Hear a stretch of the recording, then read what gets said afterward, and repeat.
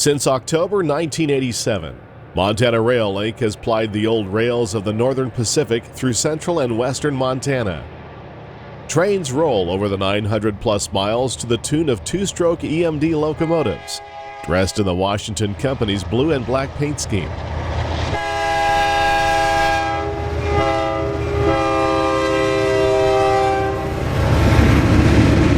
With news that the MRL would soon fade into the BNSF, we set out to make a four-part series to document this beloved regional railroad in its final years.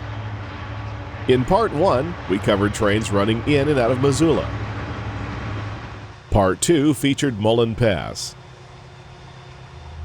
And in Part 3, we continue east across Montana Rail Link's second subdivision over Winston Hill and through Lombard Canyon to Logan. See the Helena Local working to Montana City and Townsend.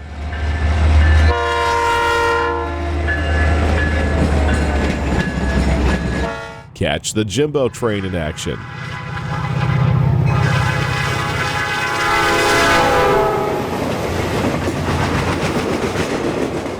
Plus the system-wide LM and ML trains pulling long manifests.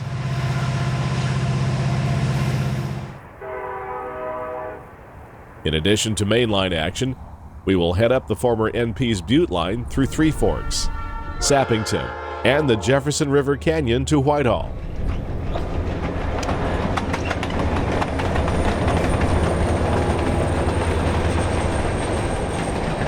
You will also see a rock train load at Pipestone and visit the remote Harrison branch.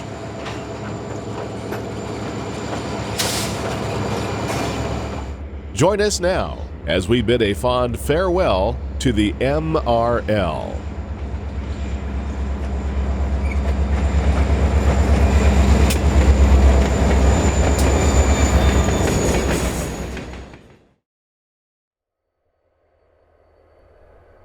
Continuing our eastward tour of the Montana Rail Link, we will pick up the action at Helena, where a small yard is used for switching cars for the Helena Local, and helpers are based for the westbound climb over Mullen Pass. This is the start of the second subdivision, which leads to East Helena and the junction with the 13th subdivision to Montana City, utilized by the Helena Local. The main line continues on a gentle climb up the west side of Winston Hill through Louisville and Winston, then begins a 1% downgrade for eastbounds into the Missouri River Valley at Townsend. At Toston, the second sub enters Lombard Canyon following the route to the Lewis and Clark expedition through Lombard and Clarkston. At Trident, we arrive at the headwaters of the Missouri, and the railroad chooses a new course along the Gallatin River to Logan, the old junction with Northern Pacific's line to Butte via Homestake Pass. Although that crossing of the Continental Divide is no longer used, the old main line still sees a lot of action as MRL's fifth subdivision, with a local servicing customers in Three Forks, Willow Creek, Sappington, Whitehall, and rock trains which load at MRL's Pipestone Quarry. In addition to the fifth sub, we will visit part of the seventh sub that is still in use, and the sixth sub, also known as the Harrison branch, which serves a single customer 8 miles south of Sappington. We have a lot to see in the next couple of hours, so let's get started. Old Northern Pacific 10-wheeler number 1382 sits on static display at Beatty Park near the Helena Depot. The 120-year-old engine has called this place home since its retirement in the 1950s. Northern Pacific first steamed into Helena on June 13, 1883, transforming this little mining town on the east side of the Rocky Mountains into an important stop on the Transcontinental Railroad between St. Paul, Minnesota, and the Pacific Northwest. 140 years later, it still is. Montana Rail Link crew offices occupy the historic Union Depot, built in 1904. This is the division point between the second and third subs, and a crew change point for trains heading west from Laurel and east from Missoula. In addition to swapping crews and switching cars, Helena is a helper base for trains climbing over the Continental Divide via Mullen Pass, which we covered last time in Part 2. Up to 3 sets of helpers consisting of EMD SD70 Aces work out of Helena. They are primarily used for westbound BNSF trains, battling the 2.2% grade to the top, and occasionally are called upon to assist heavy eastbounds down the mountain as well. Call times for helper crews are 1 minute after midnight, 0600, 1400, 1759, and 2 days per week at 2200 hours.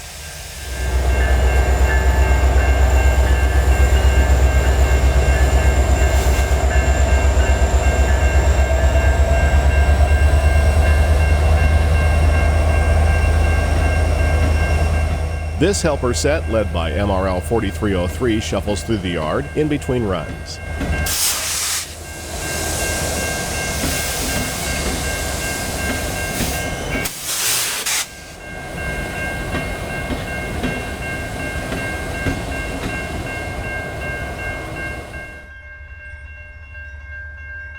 BNSF 4755 is westbound with a fresh MRL crew and leads a manifest out of town with a high and wide load near the head end. It is a Caterpillar 992K large wheel loader, or at least part of one.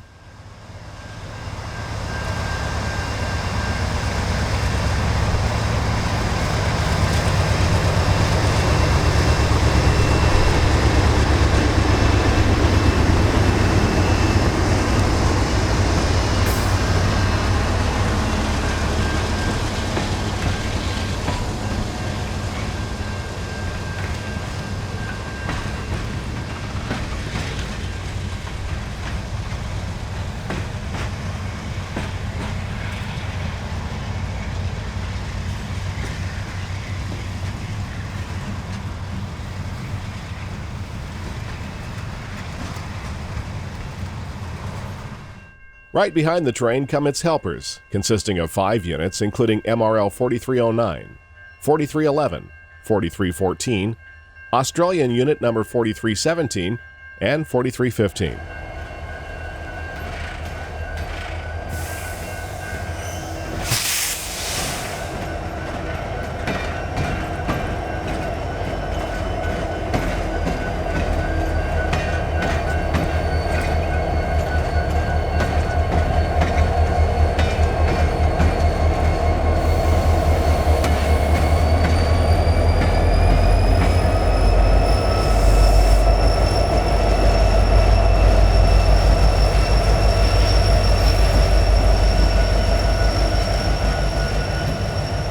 Five-unit helper sets are commonly found on Mullen Pass during the winter months, although this manifest will only need 2 or 3 at most to make it to the top. The helpers follow the train 3 short miles west of town to Helena Junction, where they will attach to the end without blocking any grade crossings in the process.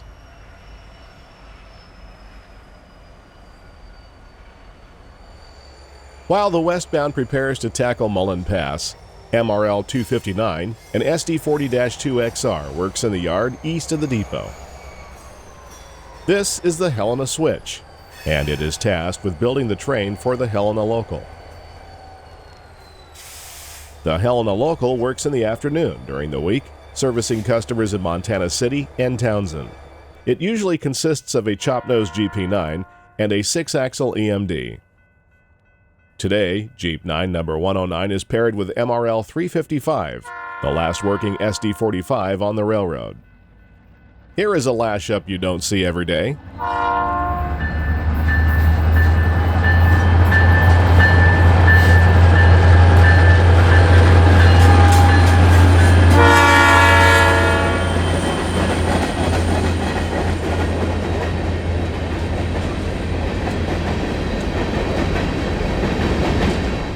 At East Helena, the local works the 13th subdivision to Montana City, located just 4.9 miles to the south of the mainline. The engines have dropped their train and are preparing to switch industry along the way.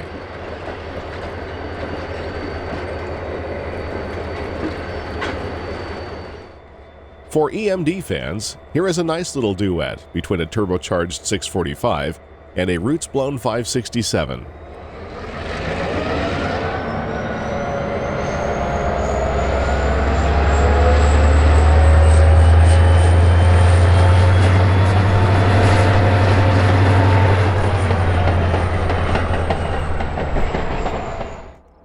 This is actually former Great Northern Track that once extended from Great Falls through Helena to Butte. GN laid the track in 1888 under its subsidiary Montana Central. The line was used until the coming of the Burlington Northern era, when it was deemed no longer necessary.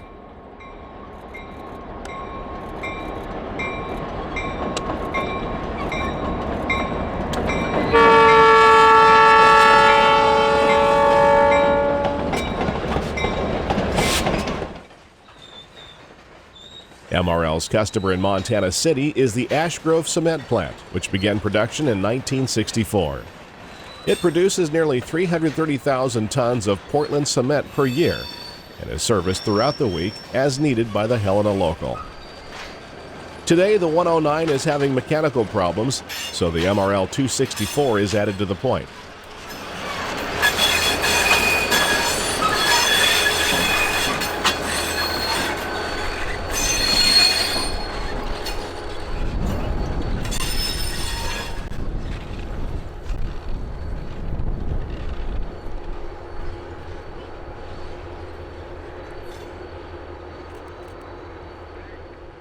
With the switching complete, loaded hoppers of cement head downgrade to East Helena. As the power passes, the engineer applies heavy dynamic braking of the two working units to keep the train speed in check.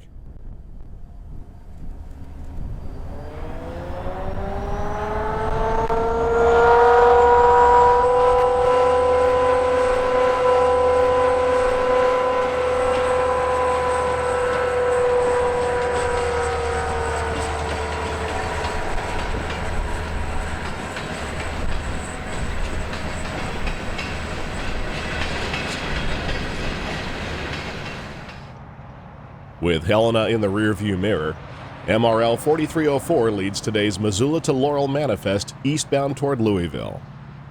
To the left is a classic Northern Pacific whistleboard. The 8-foot pole the W sits on is a recycled steam engine boiler flue. Pretty thrifty of the NP.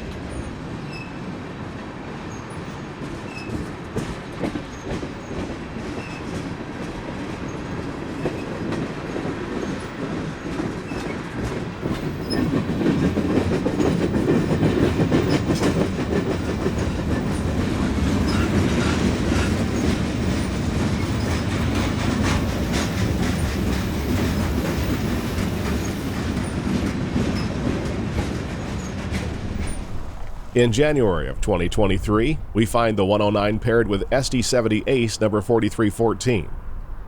If you thought the SD45 looked big, check out this combo. The Local is on its evening run to Townsend.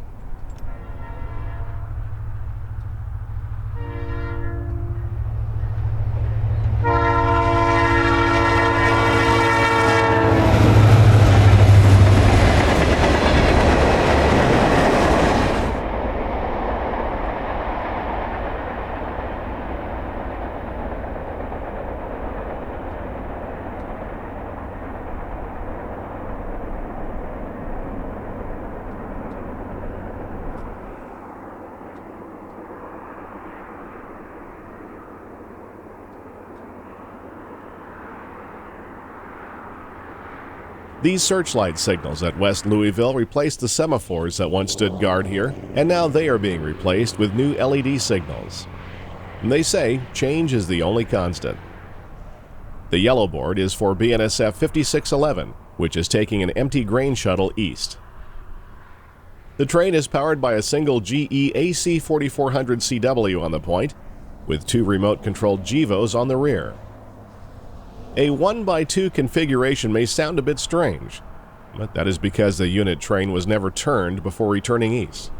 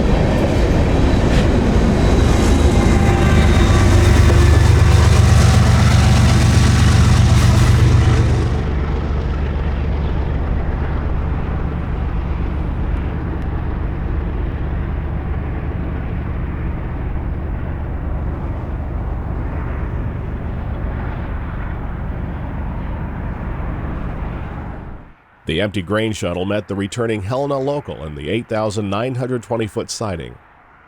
It's the 18th day of January and nearly dark at 5:22 in the evening.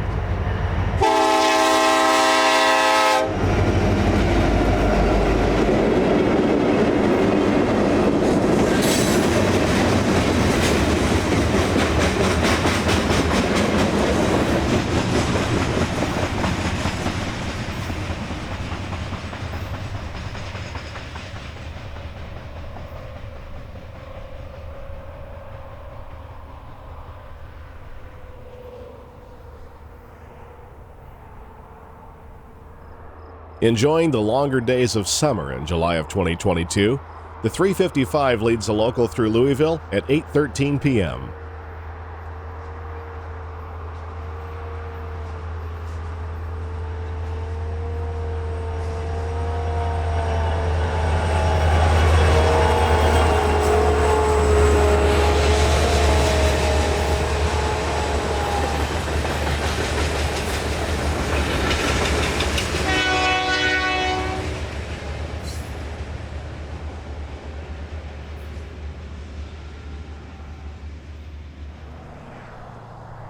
Six months earlier, we caught MRL 250 and the 127 powering the Helena Local toward Louisville at 4:22 p.m.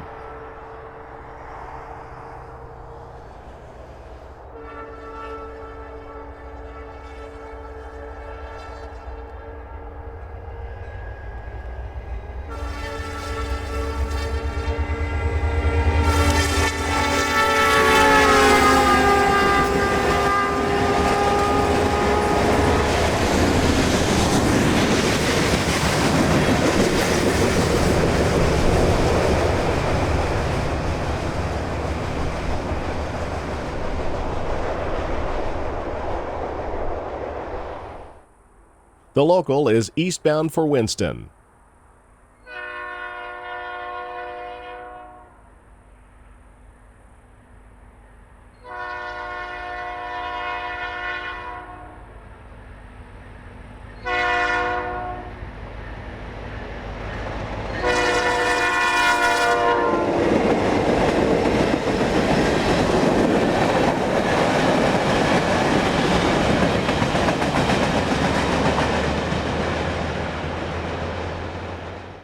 And westbound for Louisville.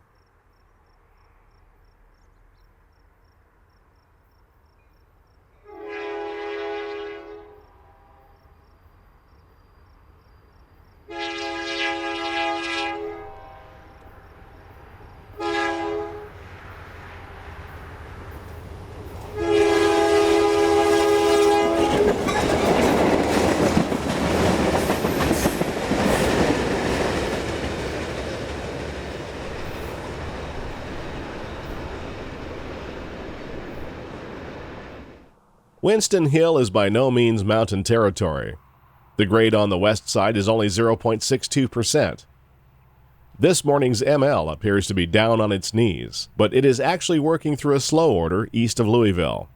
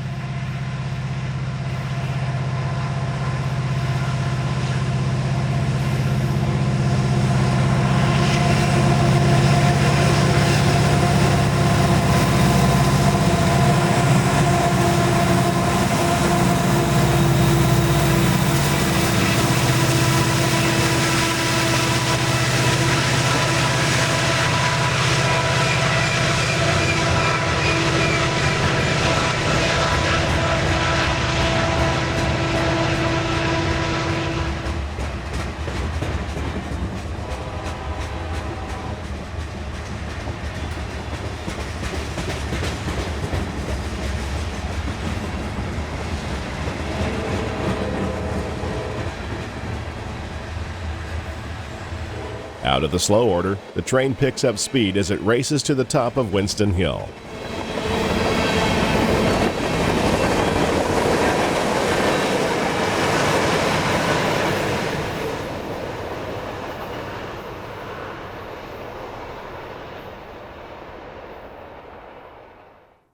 What looks to be an abandoned schoolhouse marks the historic community of Winston, located in the upper Missouri River Valley beneath the Elkhorn Mountains. Mining brought people here in the 1860s, and the Northern Pacific arrived in 1883. Named for P.B. Winston, a contractor for the Northern Pacific, the town was plotted on 20 acres in 1892 and still exists today as a small community along Highway 12. A green block beckons a westbound coal train into the cold winter night, and soon its headlight sweeps through the dormant trees near the top of the hill.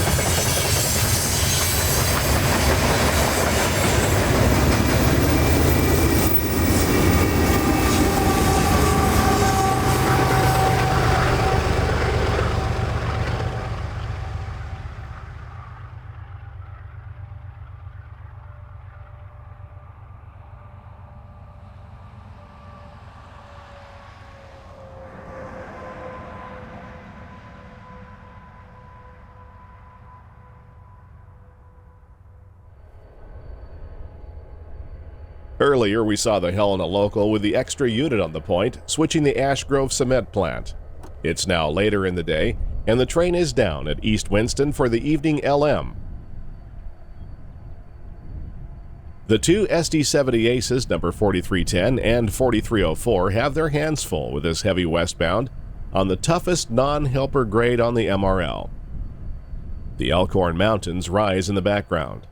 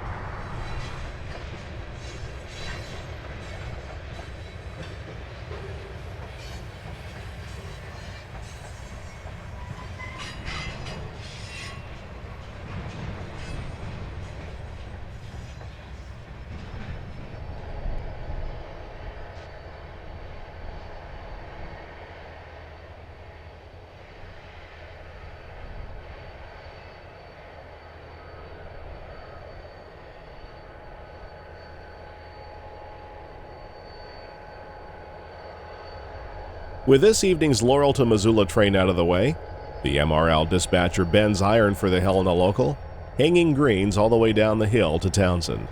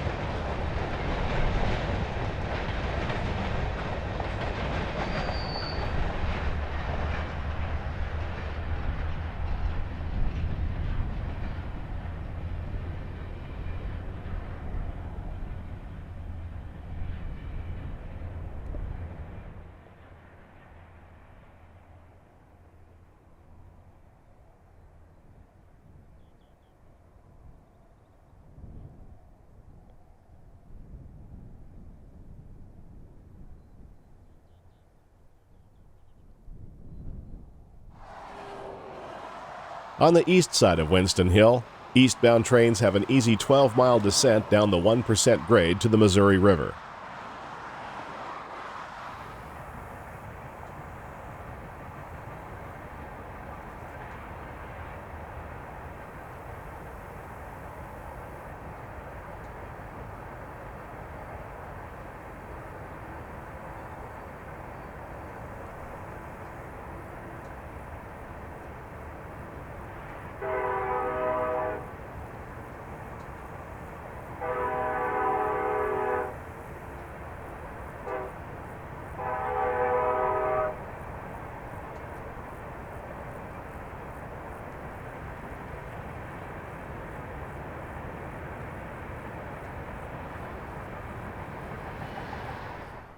For westbounds, it's a monotonous, slow climb to the top. Unless you're the Helena Local with a light train and 2 good units, one of which is a 20-cylinder SD45. Then the hill is no problem at all. We can't say that the crew wouldn't prefer something newer in terms of motive power, but for the rail fan, it's hard to beat this show of classic EMDs.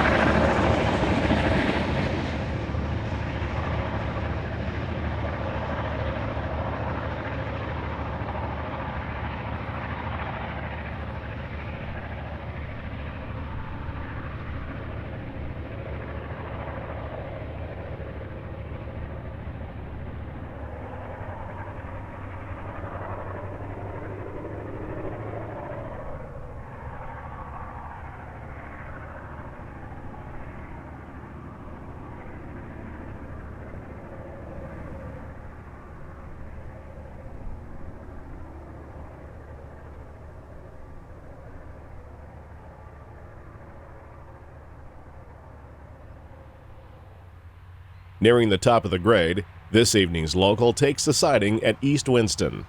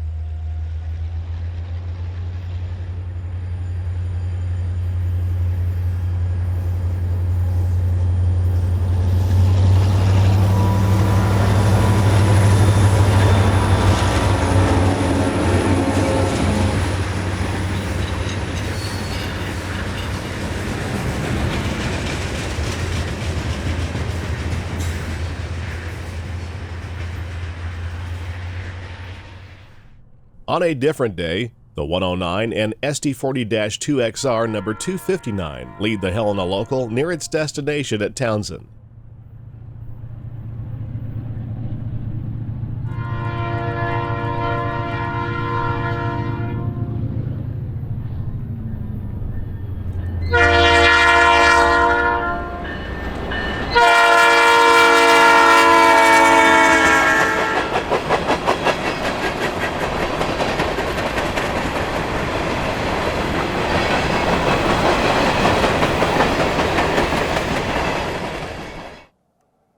We first meet the Missouri River just west of Townsend, where the railroad makes a crossing on a 4-span through-truss bridge.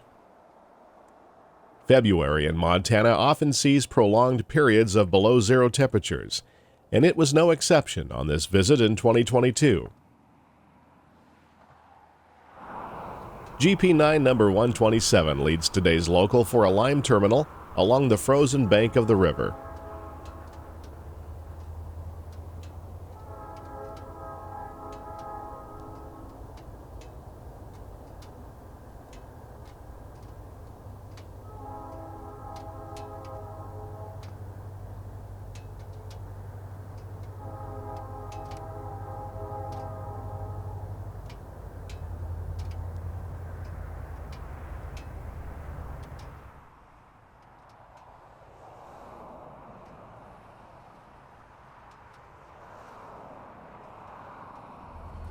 The Graymont Western lime loading facility has been in operation since 1982. The lime comes from the nearby Indian Creek plant located in the Limestone Hills 5 miles to the west. The mine serves customers in Montana as well as other western states.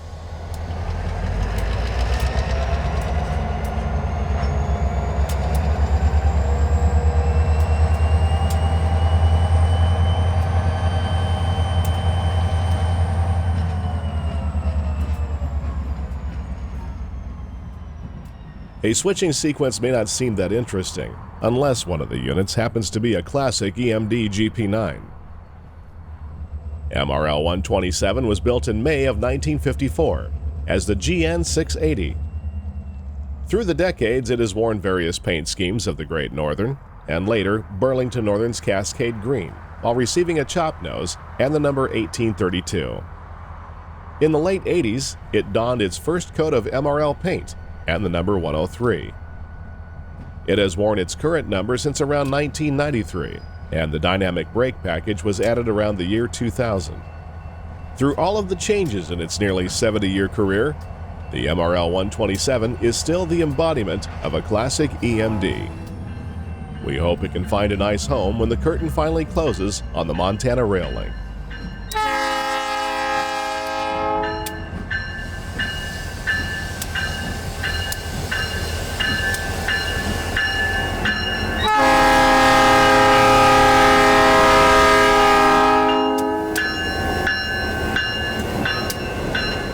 Not to ignore the other unit, MRL 250 is an SD40-2 built for Burlington Northern in April of 1974 as BN 6377. It is the only SD40-2 on the MRL roster, but wasn't part of the original sale from BN. 6377 was wrecked on the eve of the MRL startup. It was part of a 3-unit consist that vandals sent out of control up Bozeman Pass. Some believe them to be disgruntled BN employees. The engines reached speeds of 80 miles per hour before derailing near the tunnel.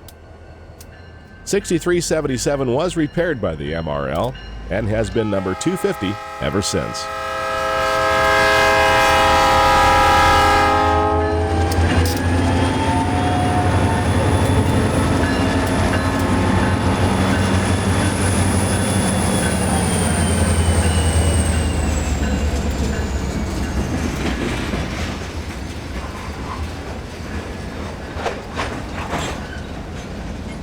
When switching is complete, the train continues across the river to Townsend, where power can run around the train before returning to Helena.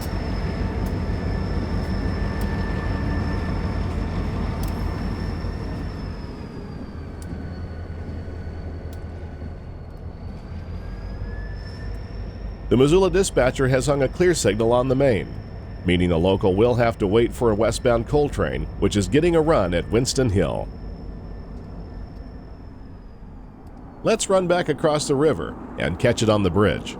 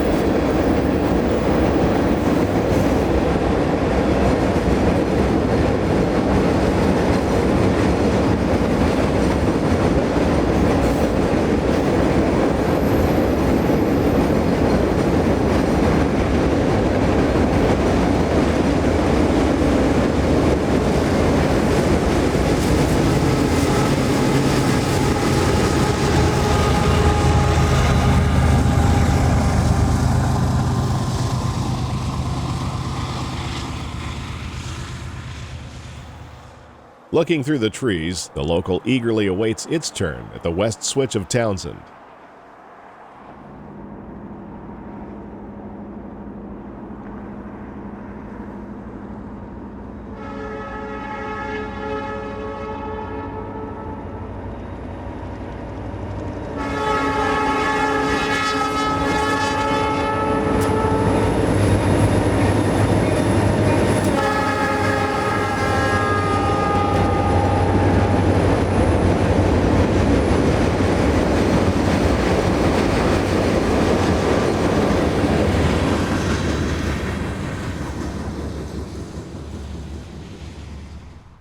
Summertime thunderstorms paint their colors across the big sky as MRL 109 and the 355 make another appearance at Townsend. The 109 was built in February of 1955 for the Northern Pacific as NP 210 and later the BN 1710 before joining the MRL roster. The 355 was built in December 1971 as BN 6558. Like the GP9s, this engine probably won't be around after the BNSF takeover, so we shot as much footage of it as we could.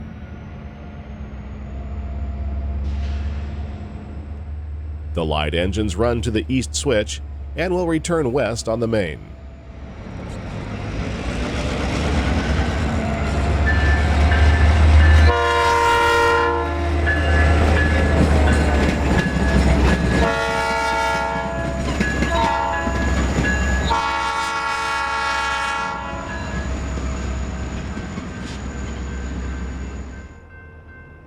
Watching these run-bys, we really appreciate the railroad's pride in maintaining these classic EMDs.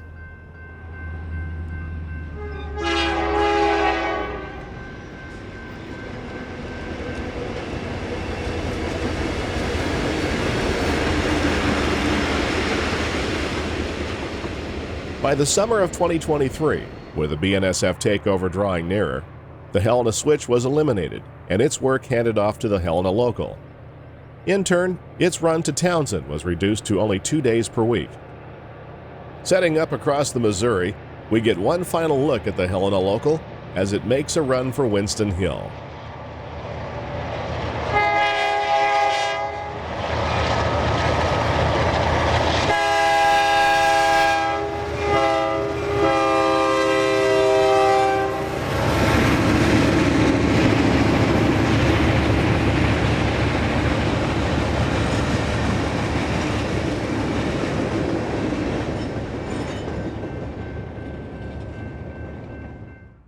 It's the 19th day of January 2023, and another westbound Powder River Basin coal train rumbles through Townsend behind BNSF 7043.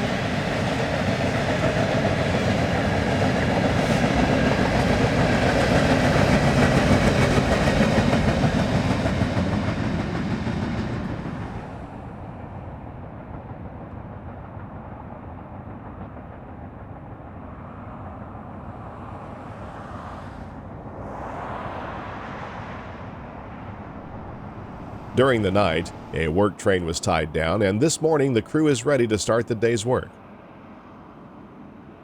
This is the Jimbo Train, powered today by MRL 264. 6 months earlier, we saw this train parked west of the Continental Divide at Elliston, but never got to see it in action. So if you are still wondering what a Jimbo Train is, you're in luck. The train will be setting out ties at the next siding east of here called Toston. They give us a slow roll by, so let's take a look at this consist.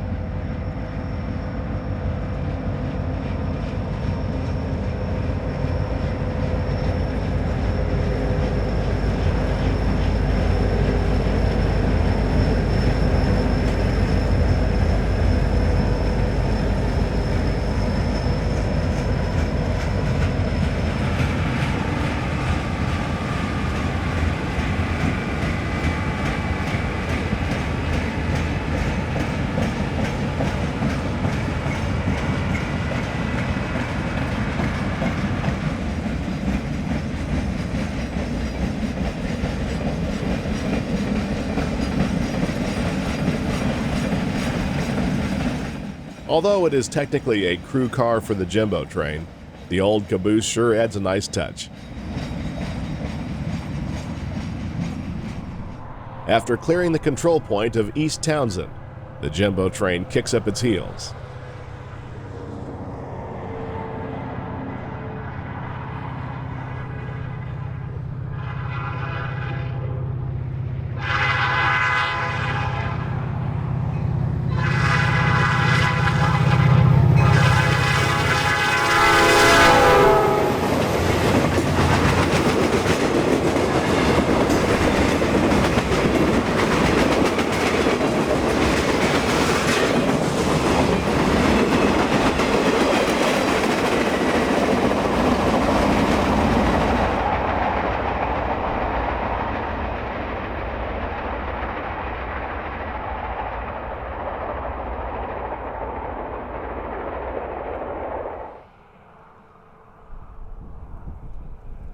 As the train approaches the west switch of Toston, it slows to begin its work of setting out ties.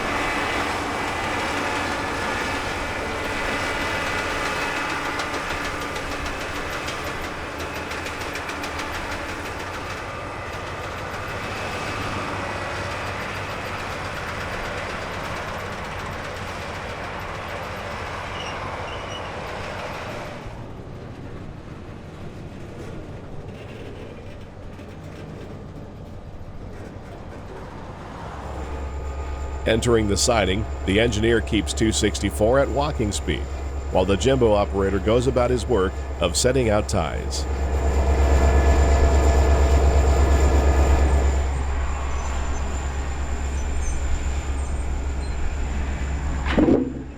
The Jimbo car-top crane sits on a movable frame which attaches itself to the top of the gondola. As the cars are emptied, the frame can slide from one car to the next and keep working.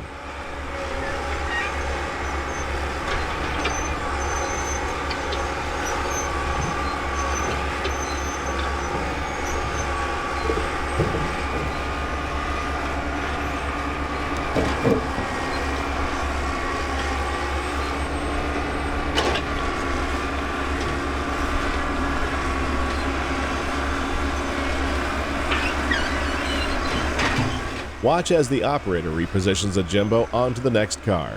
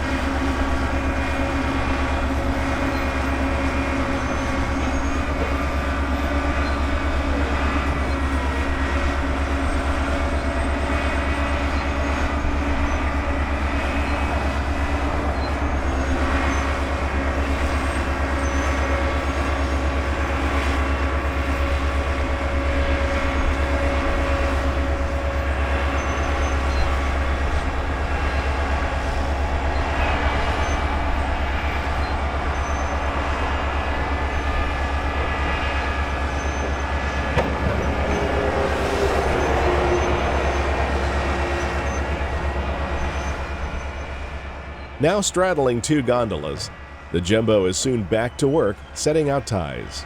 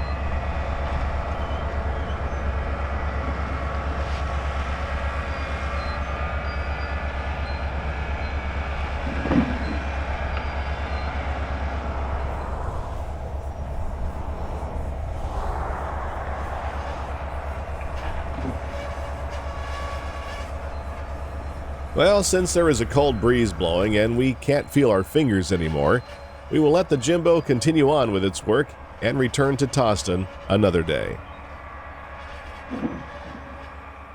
This is Toston about 6 months and 80 degrees later. The historic mining town sits on the bank of the Missouri between Townsend and Three Forks. It's named after the town's first postmaster, Thomas Toston, and was the site of a smelting plant between 1883 and 1899. Mr. Toston ran a ferry across the river here, and an old highway bridge still stands near the old crossing. The once bustling town is now a quiet place along the river and railroad, with the east end of Toston siding being one of the main features. With the shadows drawing long across the land, MRL 4310 appears out of Lombard Canyon to the east, with an evening Laurel to Missoula train.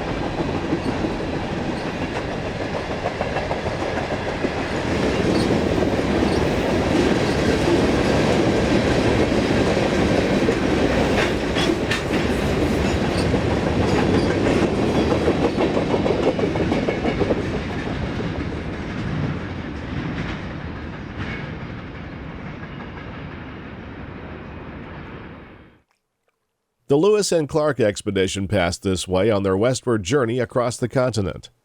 They camped near here on July 25, 1805. The following day, Meriwether Lewis described the cliffs you see here as the Little Gates of the Mountains, referring to a second chain of the Rocky Mountains meeting the river as described to them by Indian informants. Those historic landmarks now make a nice backdrop for the eastbound ML train we last saw gliding down Winston Hill.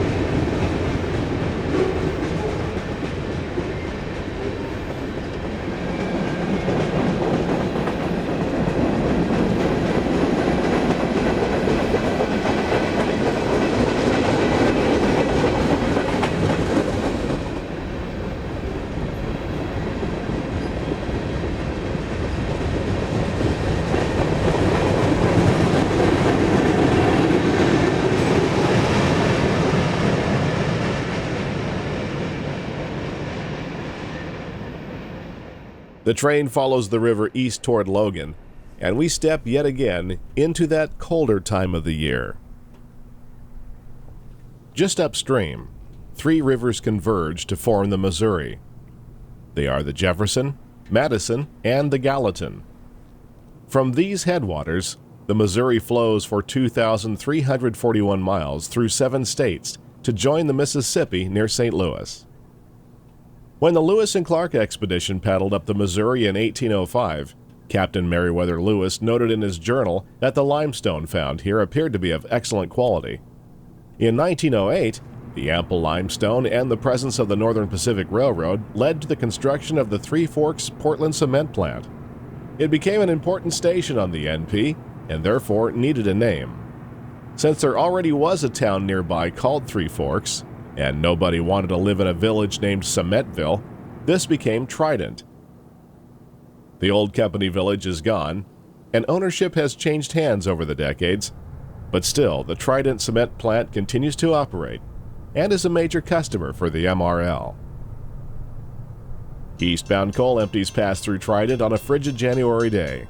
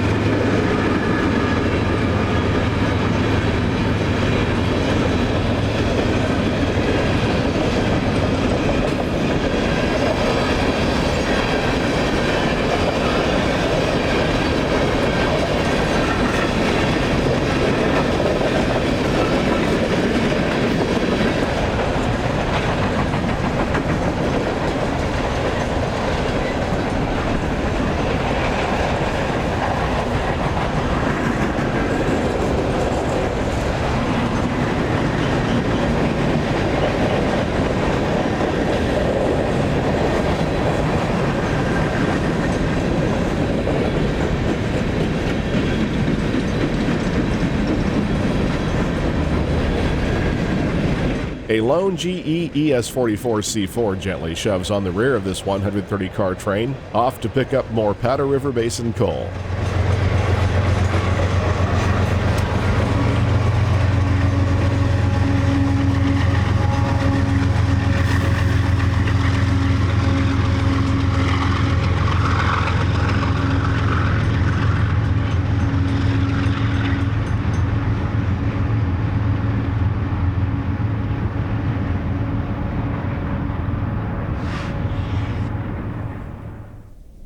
Just east of Trident, the railroad follows the course of the Gallatin River out of Lombard Canyon toward Logan. MRL 4302 is on the point of today's westbound LM. SD40-2 number 250 makes another appearance, being added to the locomotive consist at Livingston early this morning.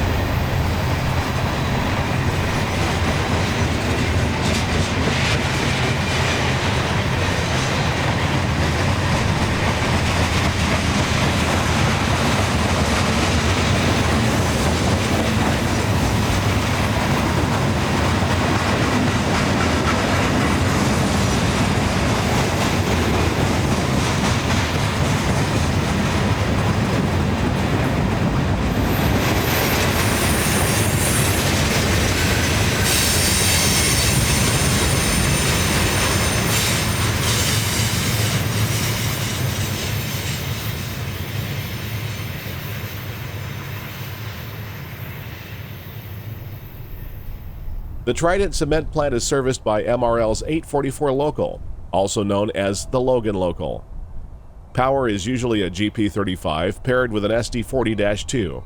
In this case, it is our old friend the 250. The power is returning light to Logan.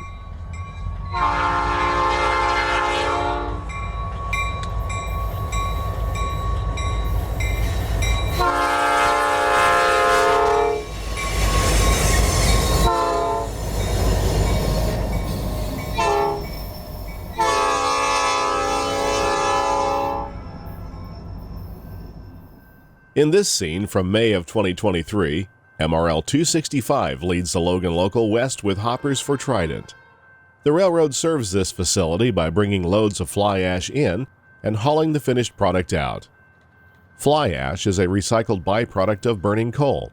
It is added to concrete to improve its strength and durability.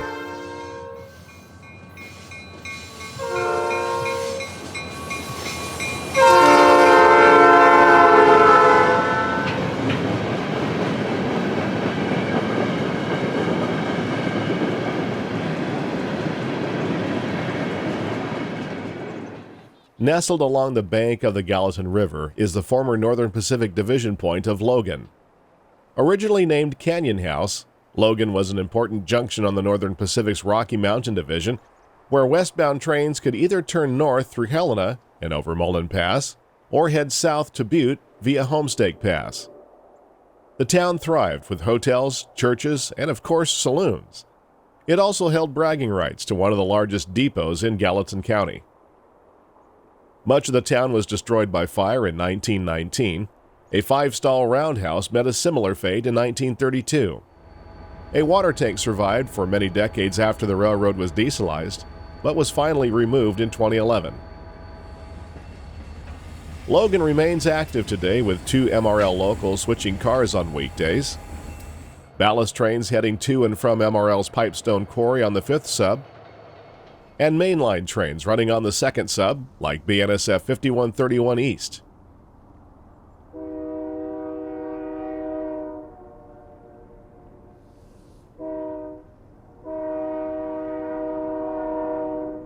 With the temperature hovering just above zero, the train crosses the icy Gallatin River and into Logan.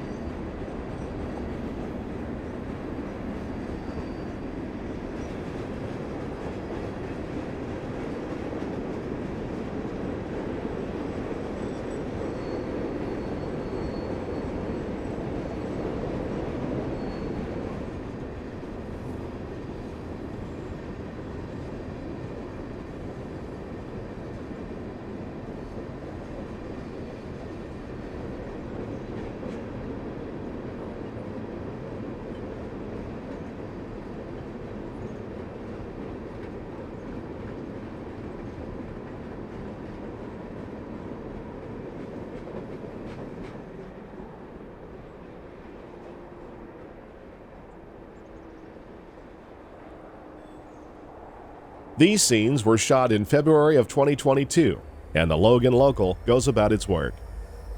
This is a Monday through Friday job with the crew going on duty around 8 a.m.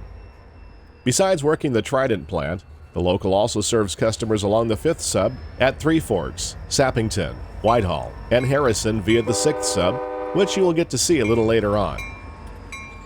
This job also works with the Bozeman Local, which brings cars from its namesake town around 24 miles to the east. When the Logan crew is done for the day, the power is tied down in the yard.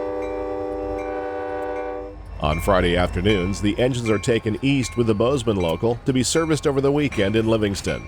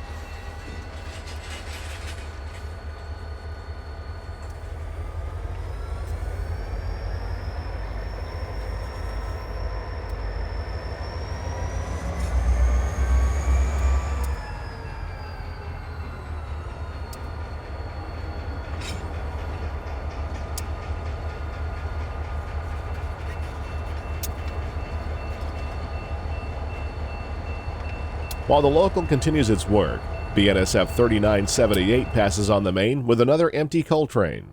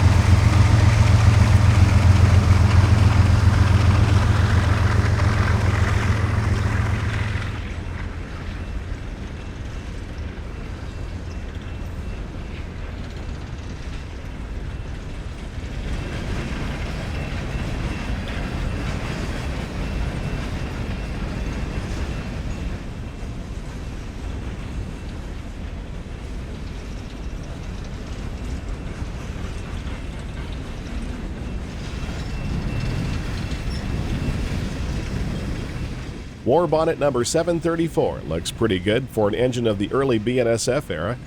It's a C44-9W.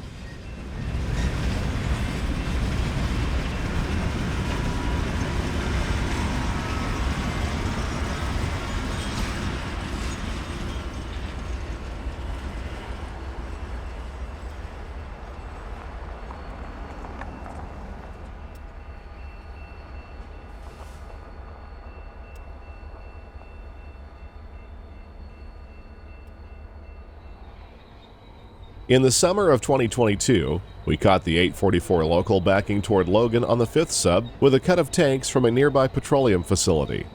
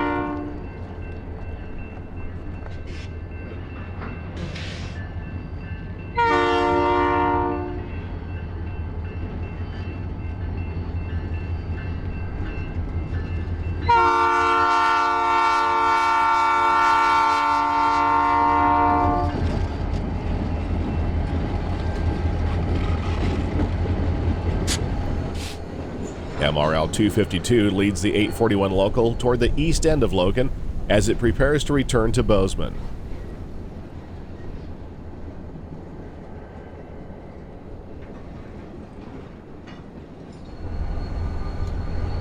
Behind it, the 403 and 250 continue working with the 844 local.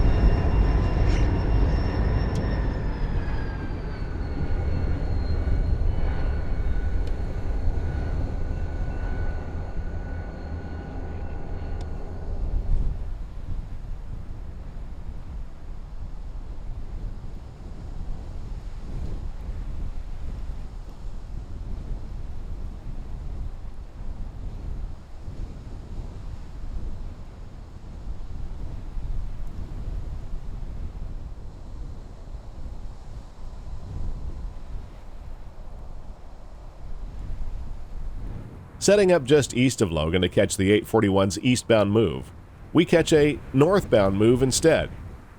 This buck is probably on his way to the river for a drink. The 841, also known as the Bozeman local, heads east toward Belgrade and on to the yard at Bozeman on the west side of Bozeman Pass.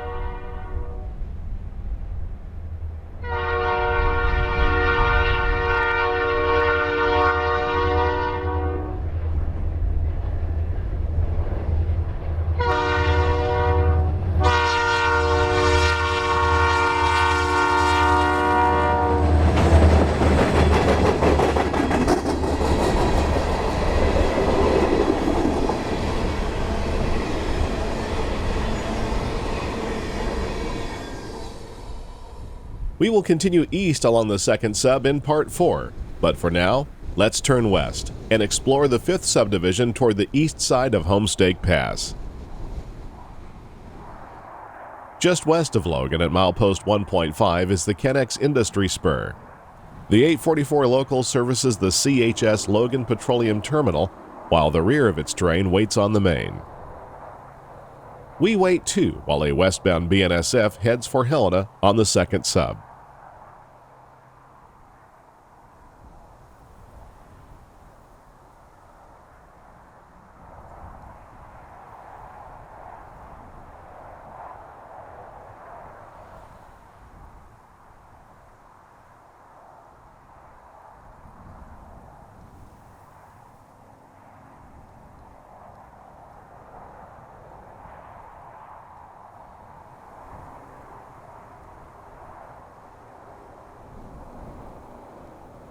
Traffic on nearby Interstate 90 can be seen as the local prepares to continue west on this hot, dry, and windy July day.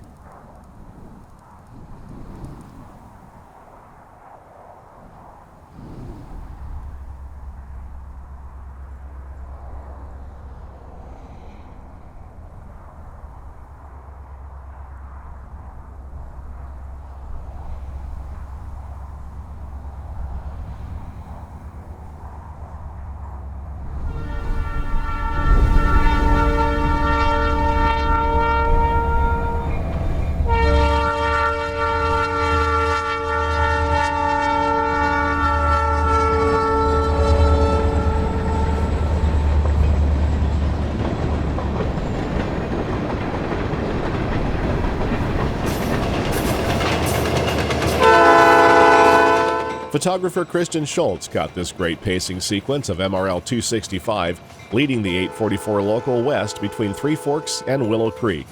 Listen to the sound of the jointed rail.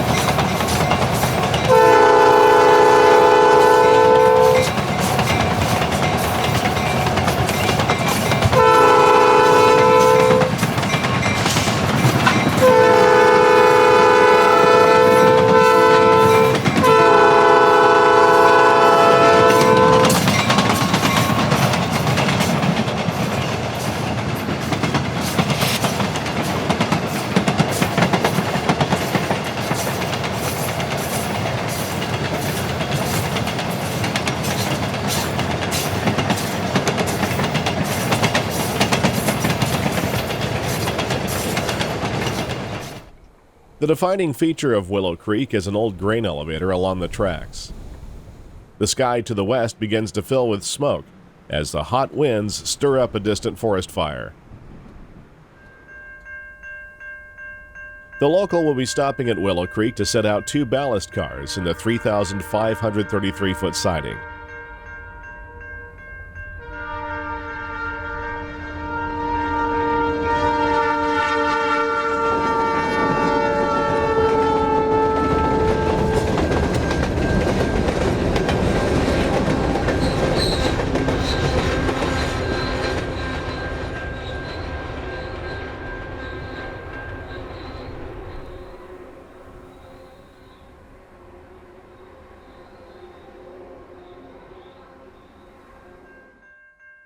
The set-out gives us a chance to get ahead of the train at Sappington, the westernmost point on today's run. It crosses under Highway 287.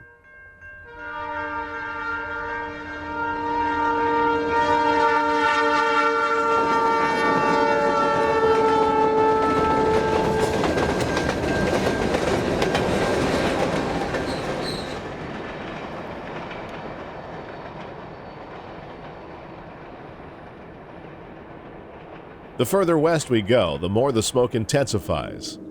At one point, the crew asked us if we had any information on the fire. A quick search on our phone told us it was somewhere around 50 miles southwest of us between Butte and Dillon. Still, the day's heat, high winds, and low humidity kept us on our toes.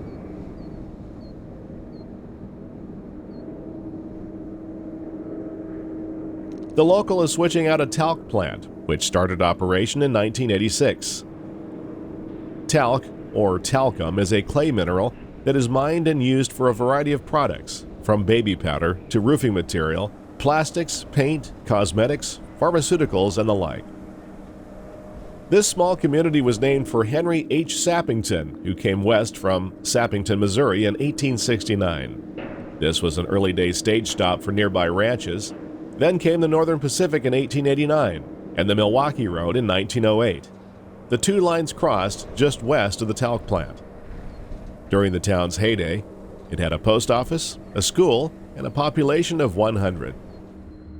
The Sappington School operated from 1910 to 1919. After it closed, students had to ride a stub train to school in Willow Creek. Sappington is a quiet place now, its main feature being the talc plant.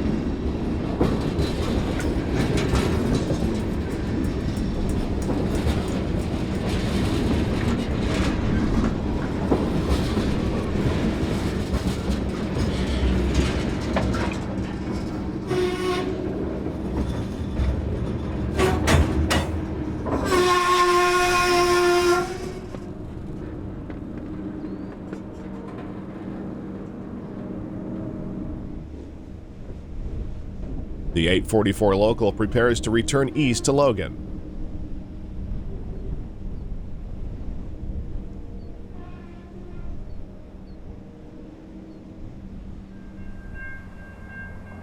Track speed is 40 between Sappington and Logan.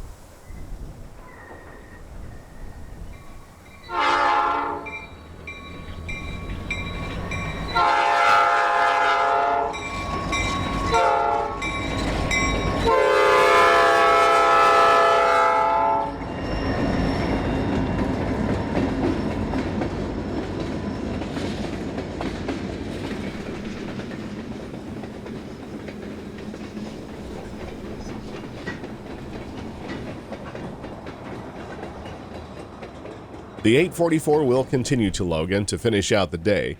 Meanwhile, we have more exploring to do along the 5th sub.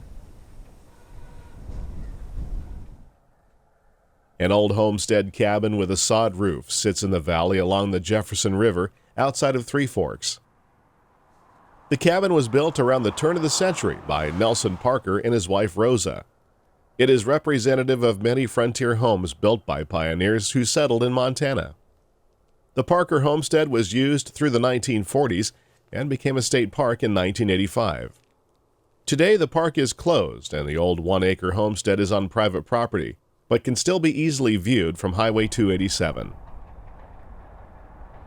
MRL 259 and 401 run light to Whitehall on the former Northern Pacific's Butte line.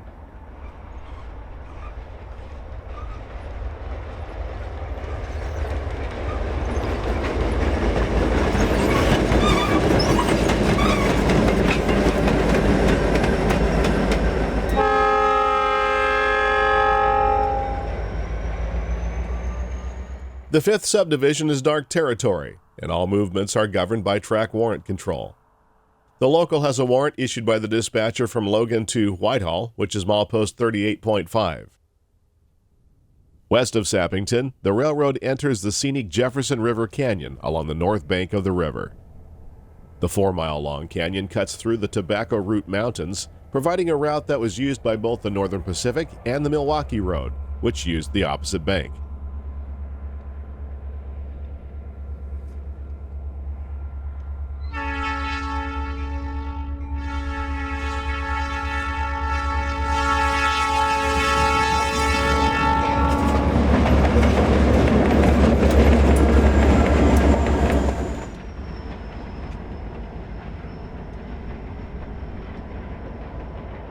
On August 1, 1805, the Lewis and Clark expedition paddled up the Jefferson River in dugout canoes and remarked at the very high mountain which jutted its tremendous cliffs on either side.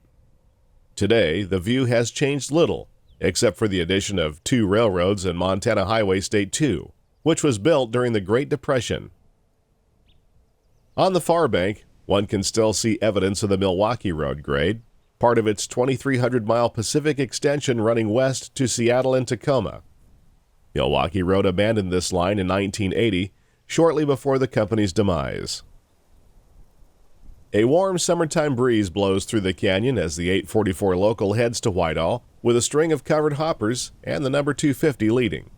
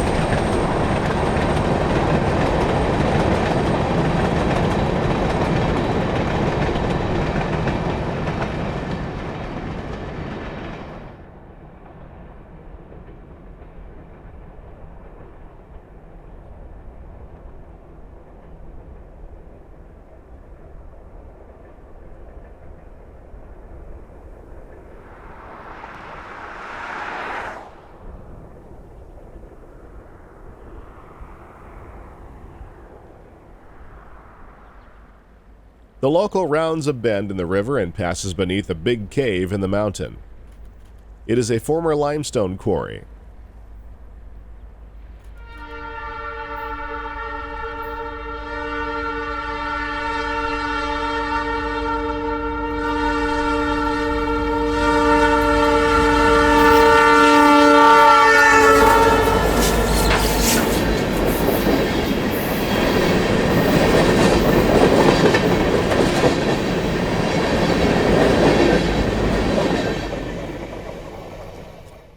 Turning the calendar back to winter, a lone telegraph pole on the far bank reminds us that the Milwaukee Road trains once rumbled through this canyon, and soon will come a time when the same can be said of the blue MRL locomotives that ply the rails on this side.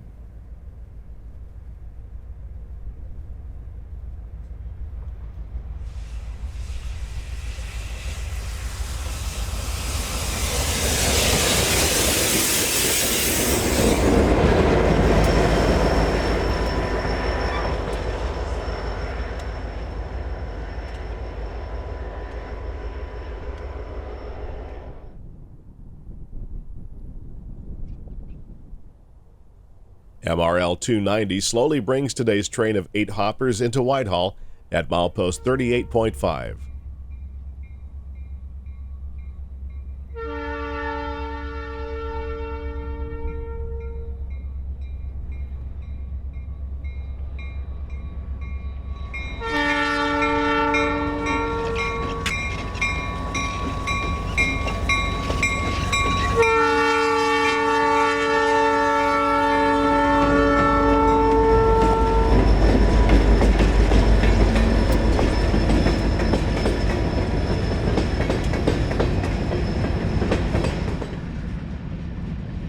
It'll take about an hour to switch, so let's take a look around town. Nestled in the Jefferson River Valley, Whitehall got its start on September 25, 1889, as a railroad depot for the Northern Pacific on the east side of Homestake Pass.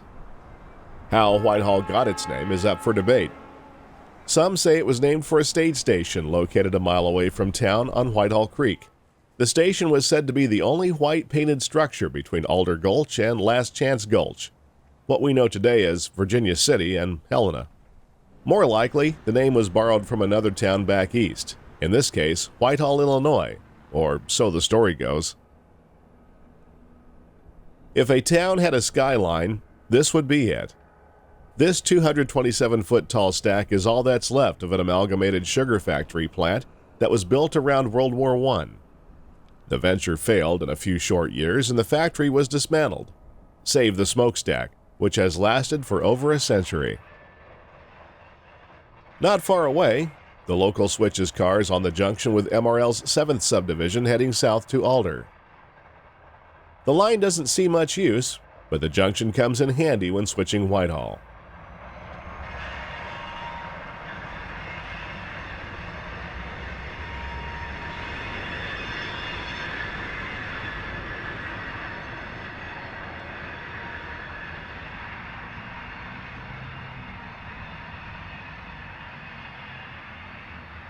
We will leave this local to do its work and head west toward the current end of track on the 5th sub.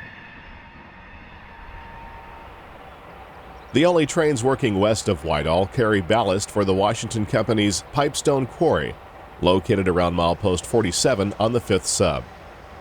This old Northern Pacific route crests the Continental Divide at Homestake Pass, around 15 miles to the west near mile marker 60. Although MRL trackage ends about 3 miles from here at milepost 51.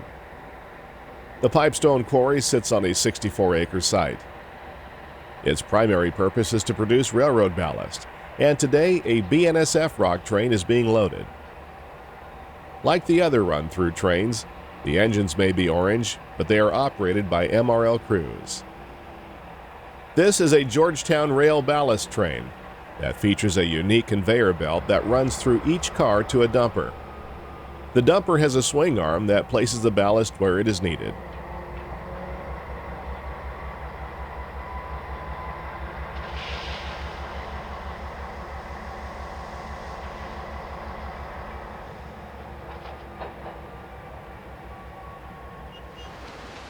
Let's watch the loading process, which is pretty self-explanatory from our perspective.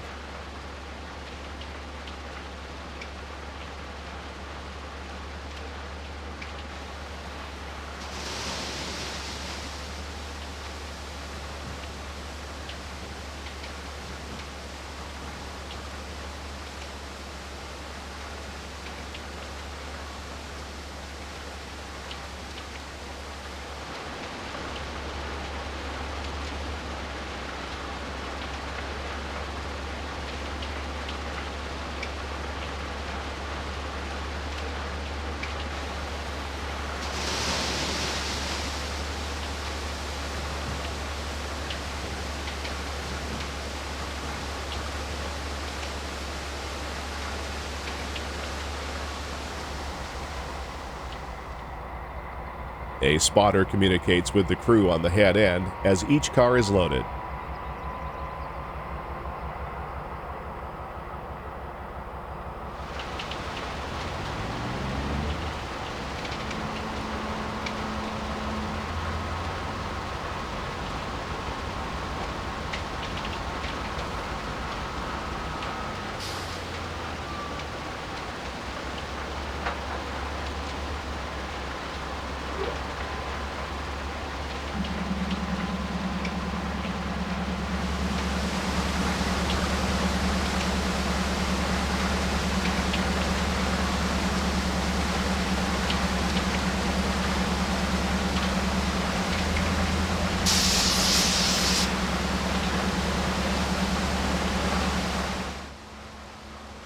The crew of this BNSF train is getting close to their maximum of 12 hours on duty, so the decision is made to tie the train down near Whitehall for another crew to finish. The ruling grade coming down from Pipestone is 2.2% to milepost 42.3.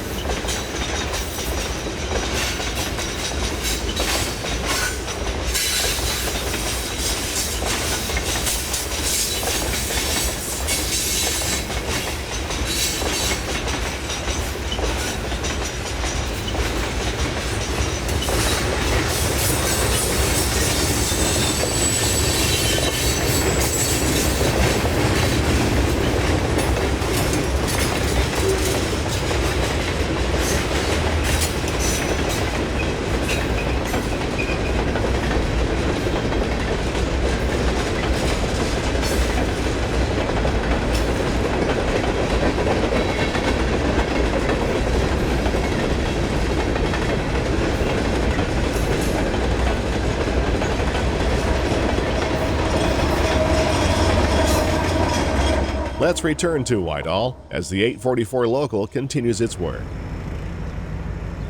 We heard rumors of a crew picking up some scrap metal off the 7th Subdivision, and out of curiosity, hung around to see what it would be.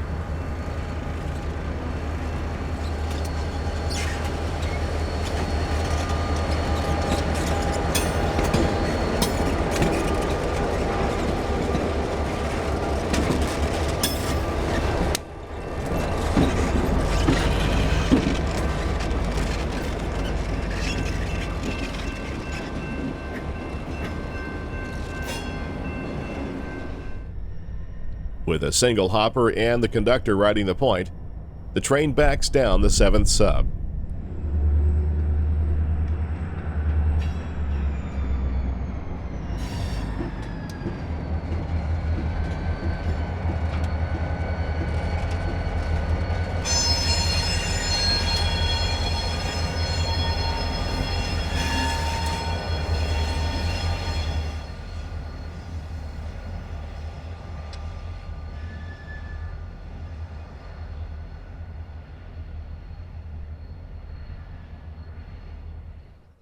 Make that 2 hoppers.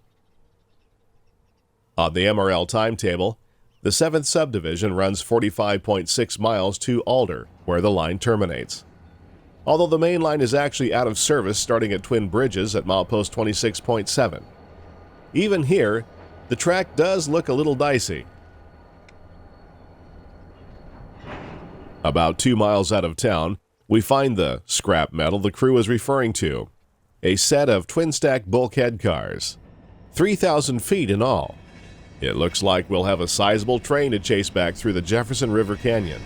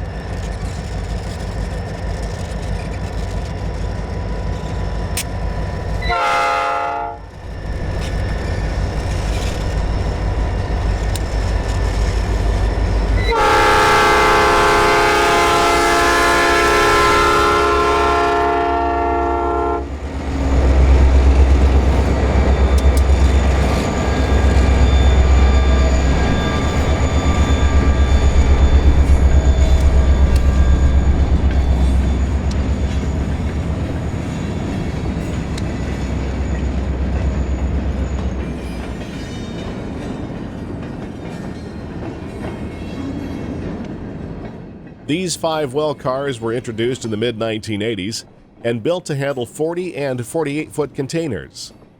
In the continuing evolution of intermodal transportation, this old-school design is not suitable for the popular 53-foot containers of today.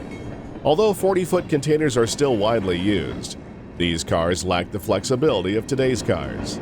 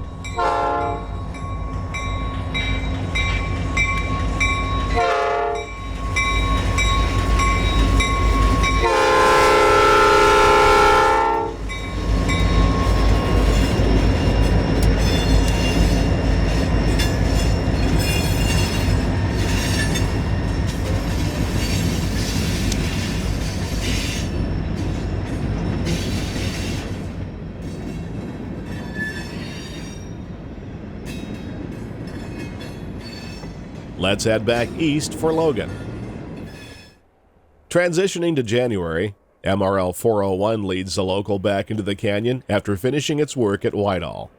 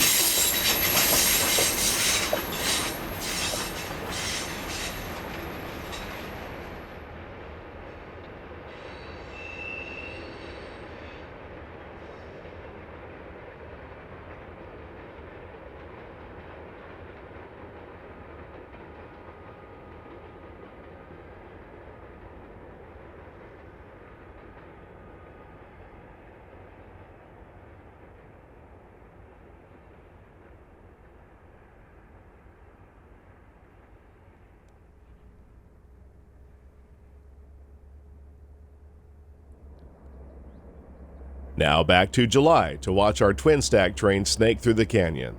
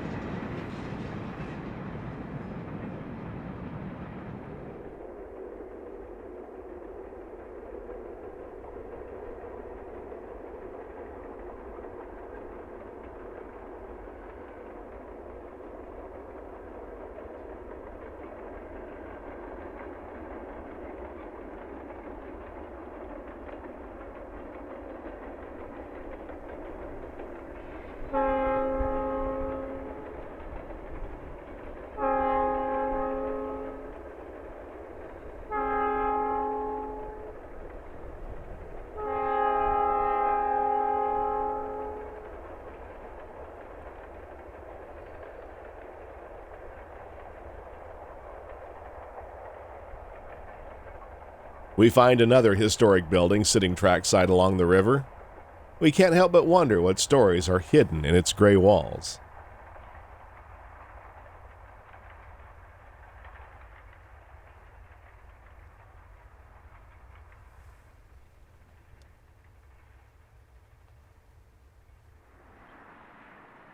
We have made it back to Sappington ahead of the 844 and its Beartable train. We were curious as to where they were going to put these cars when they got back to Logan. It turned out the railroad wasn't really sure either. The plan originally was for the next siding east of Logan called Manhattan, but another Pipestone ballast train was already tied down there. It was finally decided to squeeze them into Logan for the night, and the Bozeman Local would take them east the following day. The cars are spotted on the main, while the Logan Local grabs 5 more cars out of Sappington to make for an even longer train.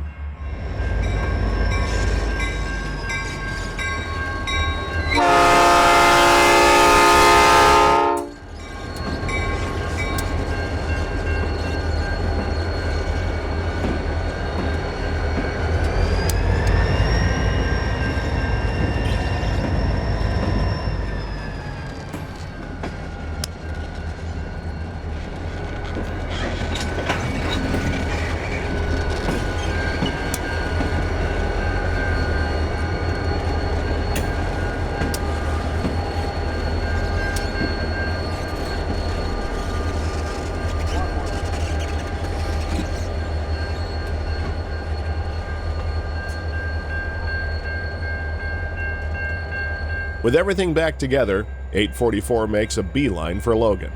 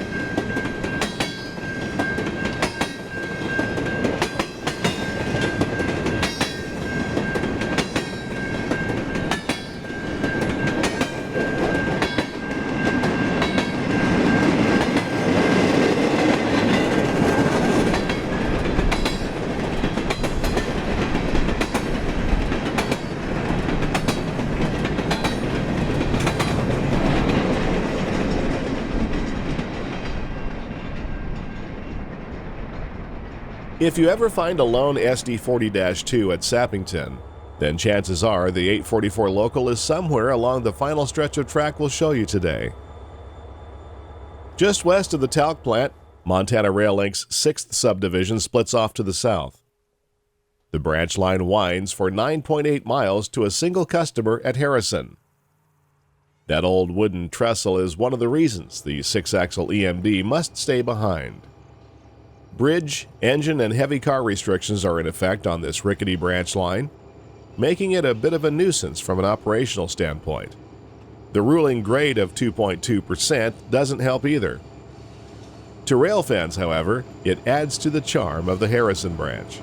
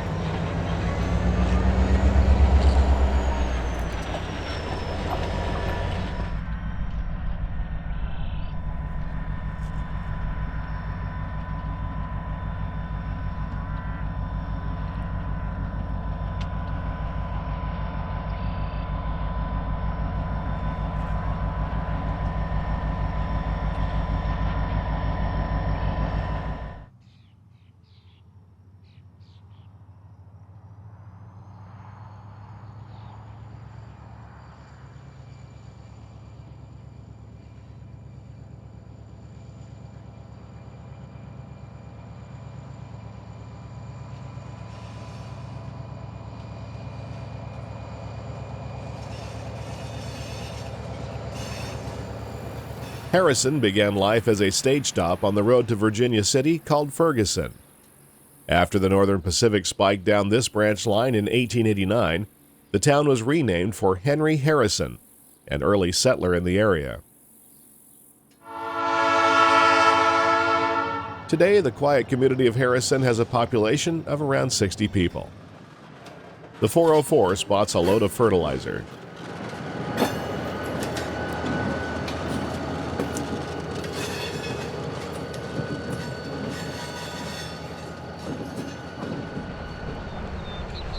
With its work complete at Harrison, the Logan Local starts its journey back down the hill, much to the delight of the local cattle.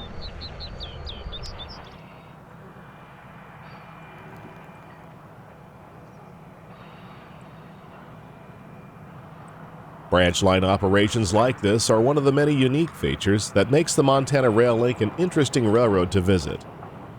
With the BNSF takeover date set for January 1st, 2024, we can't help but wonder what the future holds for the Harrison branch. BNSF has stated they intend to keep the line open, so hopefully these old Northern Pacific rails will see trains for many years to come.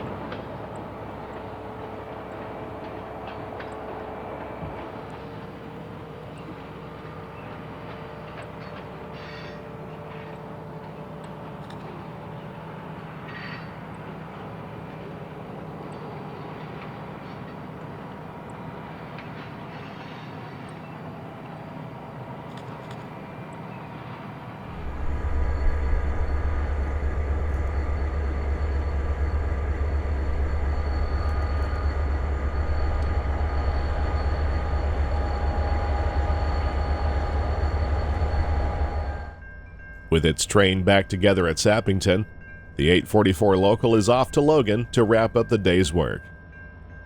We have a lot more to show you as we continue east over MRL's Montana mainline, but that will have to wait until next time. Until then, as always, thanks for watching.